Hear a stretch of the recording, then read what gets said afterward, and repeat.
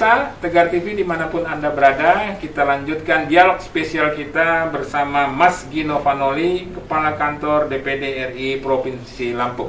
Sesi 1, sesi 2 sudah kita lewati banyak diskusi, apa yang disampaikan oleh Mas Gino Vanoli termasuk Rumah Inspirasi Lampung. Jadi artinya masyarakat bisa datang, berkunjung, membedah masalah bersama Mas Gino Vanoli atau bersama senator yang dibagi dengan 4 komite. Komite 1, komite 2, komite 3. Tadi kita berhenti di masalah acara refleksi akhir tahun yang insya Allah akan digelar kantor DPD RI Lampung. Itu gimana Mas Gino? Ya, jadi keberadaan kantor daerah tentu harus menangkap pesan kuat yang ada di masyarakat.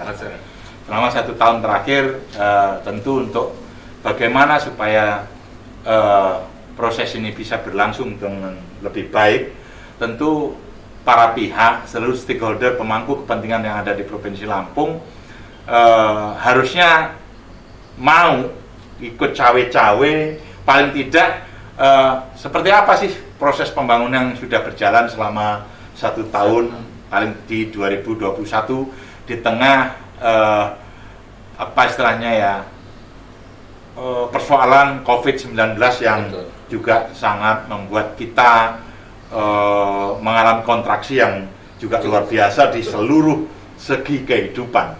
Tentu kita membutuhkan evaluasi untuk menemukan formula pembangunan ke depan menjadi lebih baik.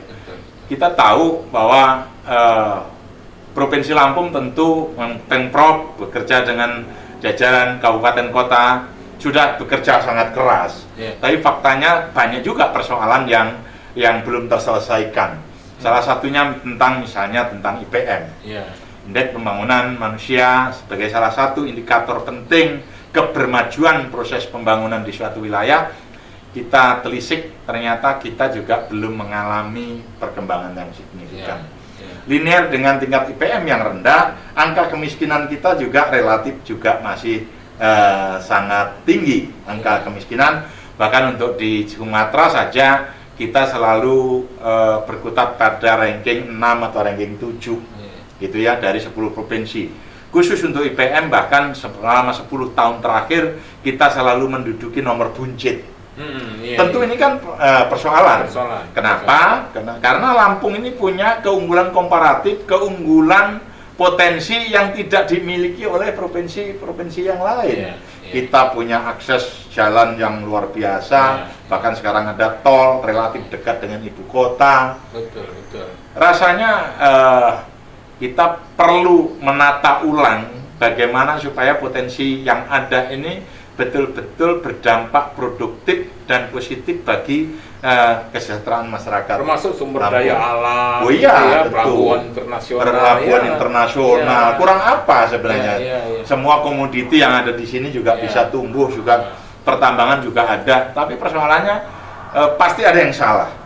Kenapa Lampung tetap belum beranjak dari posisi yang nomor bawah tadi? Saya pikir di sini kita ingin melakukan evaluasi kritis, refleksi akhir tahun yang harapannya ini mampu memberikan dorongan juga, bentuk support dari stakeholder masyarakat Lampung, sebagian para akademisi dan lainnya untuk bagaimana supaya Lampung ke depan itu bisa lebih baik lagi. Persoalan anggaran seperti apa misalnya gitu. Karena kalau fiskal kita terlalu sempit juga, berupaya dengan apapun tentu juga ini menjadi persoalan misalnya gitu. Kemudian ditambah lagi mungkin fokus kegiatan kita belum betul-betul memprioritaskan pada program-program yang memberikan dampak positif pada peningkatan IPM dan kesejahteraan masyarakat, pengentasan kemiskinan misalnya gitu. Masih polanya mungkin masih merata, yang penting semuanya kebagian. Akhirnya dengan uang yang sedikit itu sulit. Nah, uang yang sedikit hanya mengandalkan dari pusat misalnya gitu. Kan jadi problem juga ketika pusat juga mengalami masalah kayak kemarin ada COVID, tentu daerah kan akan mengalami kontraksi yang jauh lebih berat lagi. Saya pikir ini perlu ada terobosan-terobosan baru, perlu ada akselerasi percepatan sehingga dengan upaya-upaya itu secara gradual bertahap, Lampung akan bisa eksis pada level yang lebih tinggi lagi. Ini penting kenapa? Ya karena ya contoh kasus misalnya Banyuwangi lah. Banyuwangi kita kenal kan kabupaten hitam dulu. Semua orang merinding bayangin Banyuwangi karena kota santet itu. Iya kan?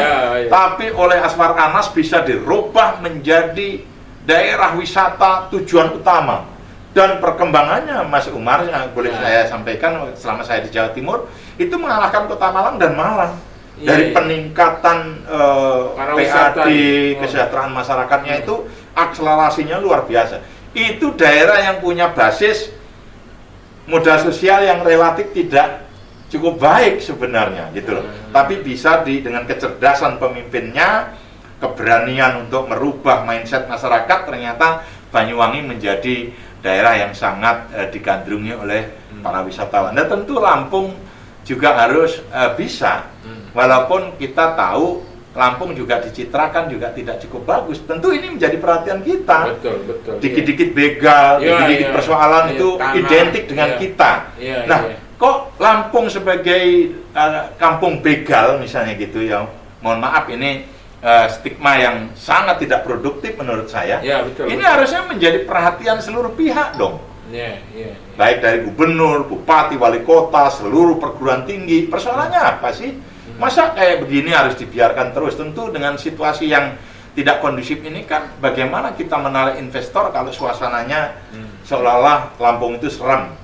Padahal sejatinya kan ya baik-baik saja. Nah ini kan tentu membutuhkan peran seluruh stakeholder pemangku kepentingan untuk menyuarakan bahwa Lampung itu sejatinya aman loh.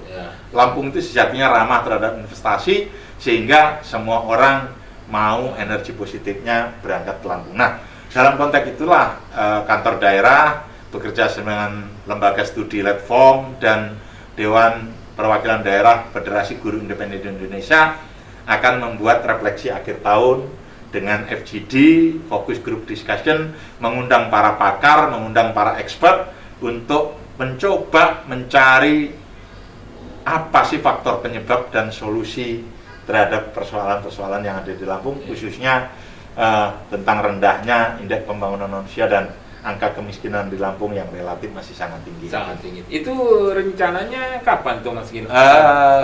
Di Desember ini? Di Desember ini, sekitar tanggal 11. Tanggal 11. Tentu nanti Tegar TV akan kita undang untuk supaya kegiatan yang menurut kami sangat strategis ini kan ajang kita ingin Universitas Lampung, mungkin UIN, mungkin Universitas Tanda Lampung, ITERA, para pakar yang hari ini sudah punya jurus-jurus yang mungkin luar biasa itu ya kita minta untuk dikeluarkan lah, sehingga Provinsi Lampung tidak bekerja sendiri.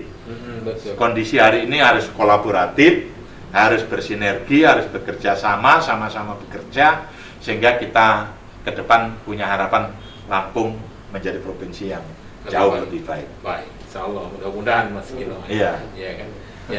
Iya Mas Gino, ini ya masih soal acara itu tadi menarik ya, insya Allah ya dari akademisi dan berbagai pihak itu ya, Mas Gino ya. Nanti juga keluarannya akan dijadikan untuk solusi 2022 ke depan. Betul, jadi harapan kita nanti bisa memberikan beberapa rekomendasi khususnya kepada pemerintah provinsi, karena dari identifikasi kita kegiatan dialog publik ini di kantor daerah akan saya buat rutin, sehingga nanti semua persoalan yang ada di Lampung akan coba kita bedah dan kita cari solusinya.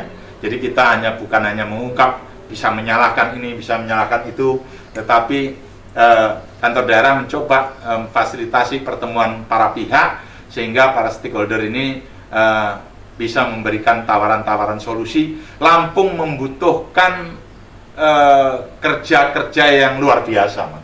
Karena kalau kita lihat 10 tahun terakhir dari sisi IPM aja ternyata tidak mengalami akselerasi sama sekali. Tentu cara-cara yang sudah dilakukan ini kan berarti tidak cukup sahih untuk harus menyelesaikan ada persoalan. gerakan, Berarti harus ada cara yang lebih luar biasa lagi, dan tentu ini tidak bisa diselesaikan oleh Pemprov sendiri. Tentu keberadaan perguruan tinggi, keberadaan para pakar disinergikan. Tentu ini membutuhkan kedewasaan kita semua lah. Jangan kebiasaan kita untuk hanya menyalahkan kemudian.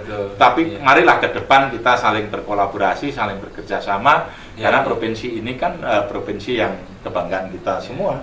Tentu nanti akan kita coba membantu DPD, mungkin tidak hanya DPD, kantor DPD RI ya, tentu yang lain, Tegar TV, teman-teman perguruan tinggi, untuk memulai lagi banyak kegiatan yang sifatnya dialogis, sehingga ada solusi-solusi yang praktek-praktek baru yang jauh lebih mencerahkan, yang jauh lebih punya akselerasi dalam penyelesaian persoalan yang ada di Lampung. Iya, Mas Gino, iya. Semoga acara tanggal 11 ya, Desember, Desember. lancar ya, dan Insya Allah. output perbaikan. Sekarang sedang dalam proses untuk kita menyampaikan undangan kepada pihak yang kita anggap memang untuk berkompeten bisa, ya, memiliki hadir. Ya, Mas Gino, kita tampaknya kembali harus istirahat, ini break ya. Gitu ya. Ya, pemirsa Tegar TV dimanapun Anda berada, ini semakin menarik, tapi kita sudah berada di penghujung acara. Kita sudah akan memasuki segmen keempat, segmen terakhir. Tapi sebelum masuk ke segmen keempat, kita akan ikuti iklan berikut ini.